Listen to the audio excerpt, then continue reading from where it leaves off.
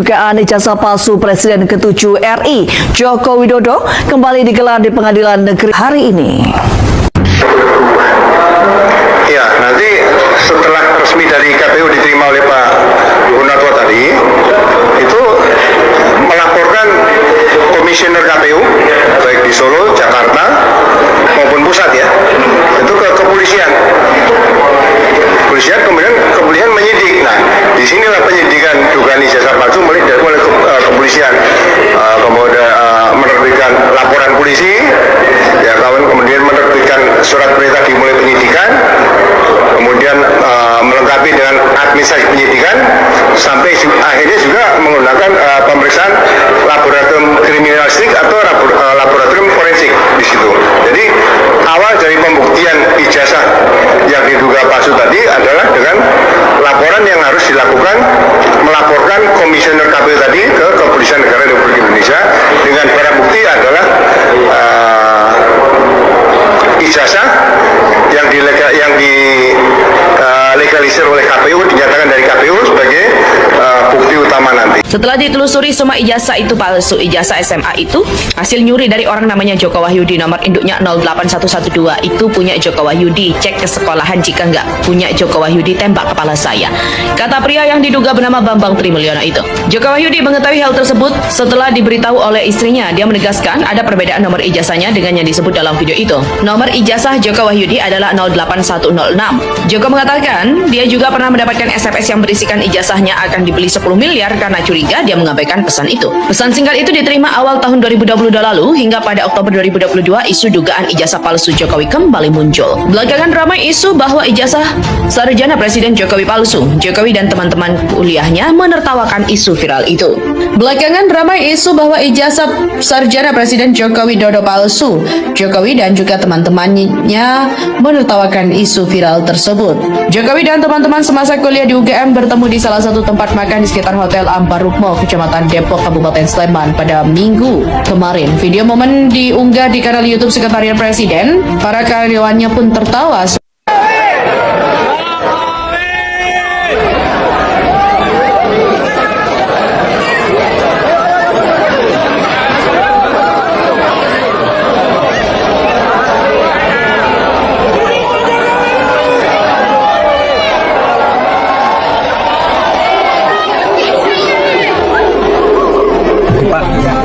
Nanti kehadiran Bapak di sidang akan seperti apa, dan beliau tegaskan bahwa nanti saya akan hadir di persidangan dan menunjukkan ijazahnya. Jadi itu hal-hal yang mungkin kalau selama ini masih dipertanyakan oleh berbagai pihak mengenai Pak Jokowi nggak akan hadir, ijazahnya tidak akan tunjukkan, itu tidak benar, dan kami tegaskan Pak Jokowi akan hadir nanti di persidangan dan menunjukkan ijazahnya. Semua dari SD, walaupun yang dipersoalkan yang UGM mungkin, tapi yang sebelum-sebelumnya Pak Jokowi juga berkenan untuk menunjukkan.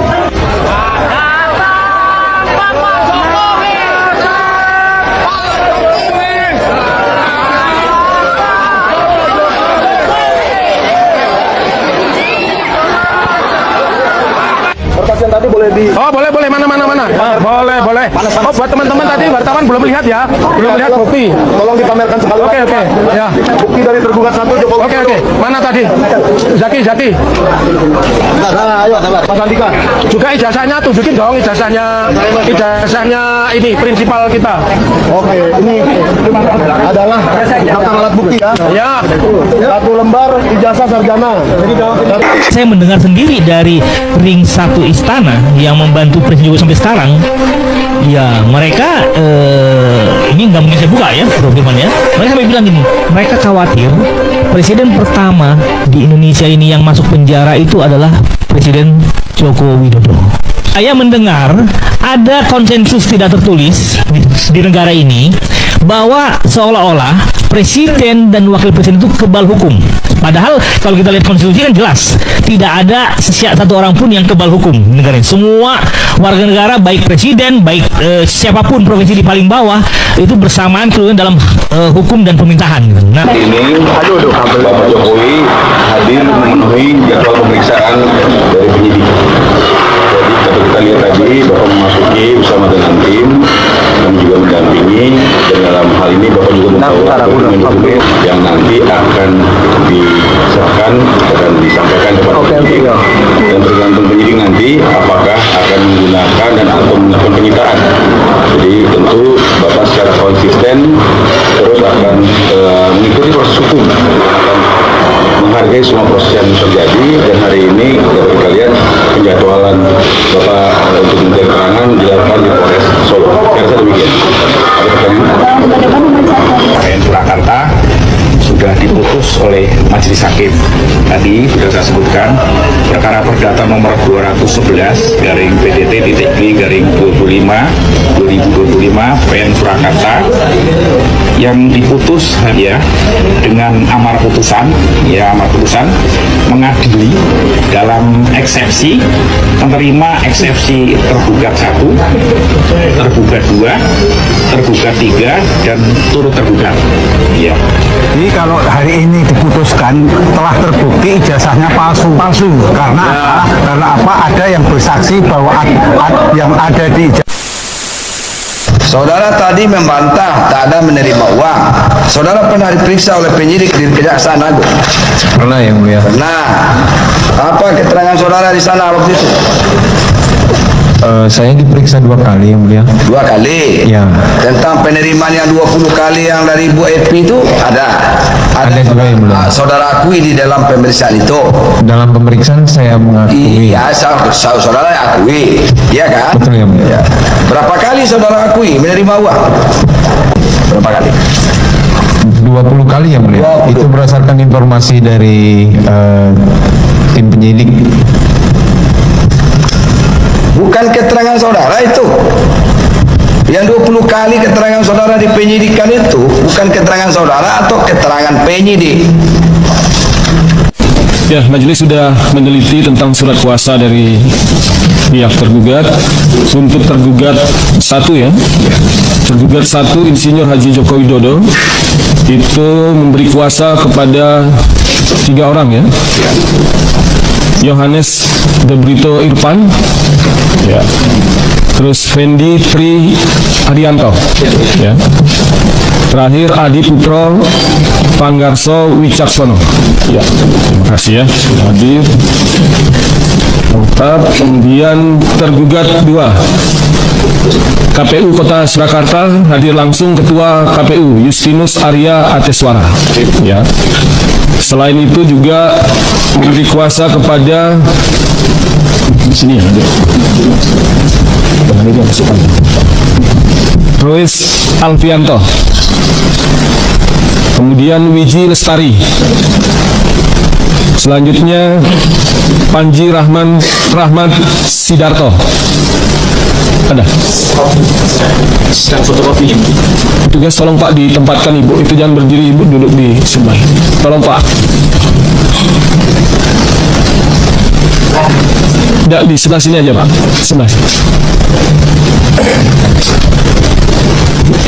Ya, mohon maaf Bu ya, Pak ya, karena ini kapasitasnya, karena majelis juga tidak tahu berapa orang yang hadir, kita siapkan tempat duduk seperti ini ya. Ada kekurangan tempat duduk, tapi sudah salah satu dari kuasa saudara sudah ada di sini ya. Selanjutnya dari tergugat 3. Tergugat 3 ini Kepala Sekolah SMA Negeri 6 Surakarta, Dr. Anus Munarso, hadir Pak ya. Ya. Kemudian memberi kuasa juga kepada Saiful Nadib, ya. Kemudian Muhammad Rois, Bana Bayu Wibowo, ya. Yang lain ada di sini ya. Ada jumlah totalnya 12 ya. 12. Selain itu ada Iwanuddin Iskandar Mulyono, kemudian Kusri Sabtono, Adi Gana, Eni Kustiningsih, Saiful sudah tadi, Ali Haidar, Mas saya Latifah Sari, Iksan Muhajir, dan Rahmatullah Indrasari. Ya, tapi setelah diteliti oleh majelis, di sini ada, ya tadi sudah dinyatakan oleh kuasa bahwa ada kekeliruan ya, karena di sini disebutkan Pengadilan Negeri Boyolali, ya, seharusnya itu Pengadilan Negeri Surakarta. Itu yang pertama. Yang kedua, tentang surat kuasa yang diajukan ke pengadilan, persidangan pengadilan itu harus telah didaftarkan di kepaniteraan pengadilan. Ini surat kuasanya belum. Ya, nanti majelis akan sampaikan kepada saudara di akhir ya. Kemudian terakhir tergugat 4 Universitas Gadjah Mada Yogyakarta. Ini Profesor Dr. Ova Emilia. Ini rektor ya? Ini memberi kuasa kepada ini ya, Ferry Anthony. Ya. Ini Kepala Biro Hukum Organisasi Universitas Gadjah Mada. Kemudian yang kedua yang hadir Ripsika Afifuddin. Selain itu ada Yusuf Aditya Wibowo dan Derajat Wicaksono. Kesemuanya adalah internal Universitas Gadjah Mada.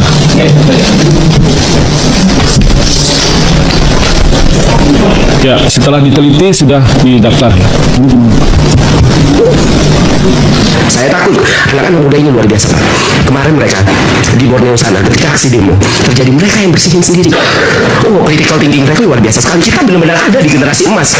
Generasi emas ini dihasilkan bukan dari pemerintah yang baik, tapi memang dari akses internet yang luar biasa. Oh, mereka fluent sekali ngomong bahasa Inggris. Soalnya kebalik-balik gitu, ya kan? Mereka sangat terbuka sama data. Nah, kita udah punya bonus demografi nih. Kalau pemerintah kita nggak benar, gila nggak sih? Bonus demo jadi negara pertama yang gagal menjalankan bonus demografi. Artinya apa? Artinya di sini kita bersuara, di sini kita berbicara, dalam segala macam itu bisa kita selesaikan nanti. Tapi apa evaluasi yang bisa dilakukan pemerintah? Kenapa nggak di sini? Apa salahnya? Satu permintaan maaf tidak akan melukai harga diri seseorang.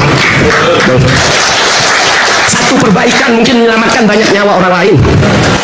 Ya teman-teman, kembali lagi bersama saya di channel ini. Kita sudah menyaksikan teman-teman cuplikan video yang cukup menarik. Dan tentunya teman-teman, sebelum kita pada lebih dalam isu panas hari ini, jangan lupa untuk berikan komentar kalian dan subscribe channel ini agar teman-teman tidak ketinggalan informasi menarik yang kita sampaikan. Teman-teman, di kesempatan kali ini kita melihat sebuah perkembangan yang sangat menarik dan menjadi perhatian penuh publik. Ya, dimana teman-teman hal-hal seperti ini tentunya menjadi pemahaman penting bagi kita semua. Ya, ini untuk menilai bagaimana perjalanan politik dan penegak hukum yang sedang terjadi di negara kita. Di mana teman-teman, polemik yang selama ini akhirnya menggelinding liar di ruang publik memasuki babak baru, yaitu mantan Presiden Joko Widodo memenuhi panggilan penyidik dan menjalani pemeriksaan selama kurang lebih 3 jam di Polrestan Solo. Ya, dengan menjawab sekitar 45 pertanyaan terkait dugaan isu ijazah palsu. Ya, di mana teman-teman isu yang selama ini dianggap tabu dan sensitif, ya kini secara resmi teman-teman telah memasuki ranah hukum dan bukan sekedar perdebatan di media sosial lagi. Ya teman-teman semua, perkara-perkara seperti ini sangat perlu untuk kita pahami bersama-sama. Ya, dimana munculnya kegaduhan yang berlarut-larut ini sebenarnya menguji integritas para penegak hukum kita. Ya, bahkan pihak yang menilai jika memang asli ijazah tersebut, mengapa prosesnya harus dibuat serumit ini? Ya, hingga ini menimbulkan polemik bertahun-tahun. Ya, dimana kunci dari semua kegaduhan ini teman-teman sebenarnya sangat sederhana, yaitu kejujuran, ya keterbukaan dan transparansi untuk menunjukkan dokumen asli tersebut secara umum agar masyarakat bisa mendapat kepastian. Ya teman-teman, kita melihat juga rakyat saat ini menanti aparat hukum termasuk majelis hakim yang jujur, amanah, berintegritas serta berani tegak lurus tanpa intervensi dari golongan atau pihak manapun. Ya, di mana teman-teman di hadapan konstitusi tidak ada satu orang pun yang kebal hukum. Semua warga negara memiliki kedudukan yang sama. Ya teman-teman, kita berharap polemik ini segera tuntas secara transparan agar tidak terus-menerus menjadi bola liar yang mengadu domba di tengah masyarakat. Ya teman-teman, penegakan hukum yang tegas dan adil adalah kunci utama agar negara kita tetap berdaulat. Ya teman-teman semua, bagaimana tanggapan kalian mengenai isu polemik ini? Jangan lupa teman-teman untuk berikan opini cerdas kita di kolom komentar agar kita bisa bertukar pikiran bersama di channel ini. Dan di sini juga teman-teman kita melihat ada beberapa tanggapan-tanggapan netizen, dan mari kita lihat bersama teman-teman bagaimana perkembangannya. Ya teman-teman, di sini disampaikan oleh teman kita Zizal Forum. Di sini dia berpendapat teman-teman, setelah itu undang-undang koruptor disahkan dan pelakunya dihukum mati, kita belajar dengan negara lain jika mau damai dan sejahtera negara ini. Ya teman-teman, kita lanjut. Eno Hobir juga memberikan tanggapannya. Ingat, hati-hati, kuasa Allah maha dahsyat, juga banyak rekayasa para penegak hukum. Ya teman-teman, kita lanjut. Di sini juga teman kita Syukur Putra berpendapat, pengacara Jokowi yang udah ikut bersama-sama menutupi kepalsuan ijazah mantan presiden harus diperiksa dan ditindak hukum karena udah melanggar keadilan dan transparansi. Ya teman-teman, kita lanjut. Di sini juga Heri Susanto memberikan tanggapannya. Ijazah yang diklaim asli oleh reskrim waktu ditunjukkan itu harus dikejar dan diteliti keasliannya. Hal yang mudah pembuktian ijazah asli atau palsu. Ya teman-teman, Asep T juga memberikan tanggapannya. Pantesan Kapolrinya nggak ganti-ganti untuk melindungi Mulyono sehingga penyelidikan pun susah dipersulit. Ya teman-teman, kita lanjut. Di sini juga teman kita Prihatin Nime memberikan tanggapannya. Sayang sekali kekuatan mental yang luar biasa untuk melakukan sesuatu yang sangat memalukan. Ya teman-teman, kita lanjut. Di sini juga teman kita Sunardi memberikan tanggapannya. Pemeriksaan Jokowi oleh Polres Surakarta hanyalah sebuah drama sandiwara, sebab misi polisi bukan untuk mengungkap kebenaran tapi menutupi kejahatan Jokowi. Ya teman-teman, kita lanjut. Di sini juga teman kita Bapak Wiono memberikan tanggapannya. Sangat sederhana dan mudah sekali. Intinya kejujuran dari rektor UGM. Karena sumber perkaya di UGM, rektor mau jujur atau rektor minta digantung. Ya teman-teman, kita lanjut. Di sini juga teman kita Abduwais memberikan tanggapannya. Jokowi pembuat katanya mobil ASMK, sudah ada 6.000 yang pesan, ternyata membuat ijazah nggak jelas. Ya teman-teman, kita lanjut. Di sini juga teman kita Makmur berpendapat, rakyat saja sudah bertahun-tahun tahu bahwa ijazah Jokowi ijazah palsu, makanya tangkap termul dan terakhir Jokowi selesai. Ya teman-teman, kita lanjut. Di sini juga teman kita Mahdin memberikan tanggapannya. Ya, semoga informasi di sini benar adanya. Penyelenggaraan negara sudah berusaha keras menyelamatkan mantan petinggi negara, tapi kesalahan dan keraskusan sudah kelewatan. Maka demi negara, terimalah dengan lapang dada. Jangan lagi berusaha menyelamatkan seseorang atau sekelompok orang, tapi mengorbankan negara. Lanjutkan demi kebenaran dan kebaikan. Ya teman-teman, kita lanjut. Di sini juga teman kita Marti Ayunan memberikan tanggapannya. Setiap kebohongan pasti terungkap, yang jujur akan menang. Yang bohong pasti kalah, walaupun habis uang miliaran untuk menutupinya, kebohongan pasti terungkap.